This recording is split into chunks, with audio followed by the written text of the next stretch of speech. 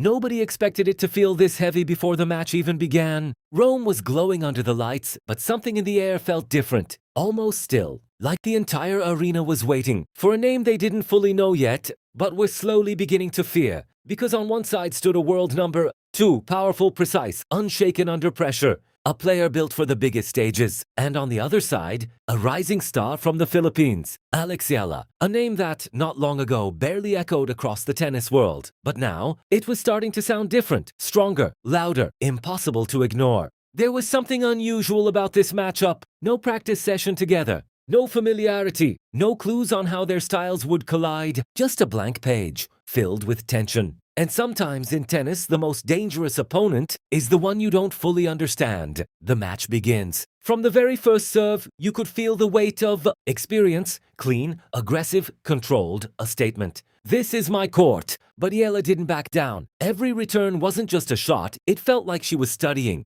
Reading, collecting information, not rushing, not panicking, just listening to the rhythm of her opponent. Early rallies were dominated by power, heavy baseline shots, direct, relentless pace. But then, something subtle started to show. Eala wasn't breaking. One step back, then quickly recovering. One powerful hit, absorbed and returned with intelligence. The crowd began to notice. This wasn't one-sided. Then came the moment. A break point. The stadium grew louder. Then suddenly quiet again. One mistake could change everything. The serve came in strong. The rally extended, longer than expected, heavier with each shot. And then, a small error, just enough. Momentum shifted. But champions don't fall easily. The response was immediate, sharper serves, faster decisions, clean execution, the kind that leaves no time to think. That's where the difference showed. When control was in her hands, points moved quickly. But Eala refused to follow that tempo. She slowed things down, extended rallies, chose her moments carefully. Even against stronger shots, she stayed composed. This wasn't just physical anymore.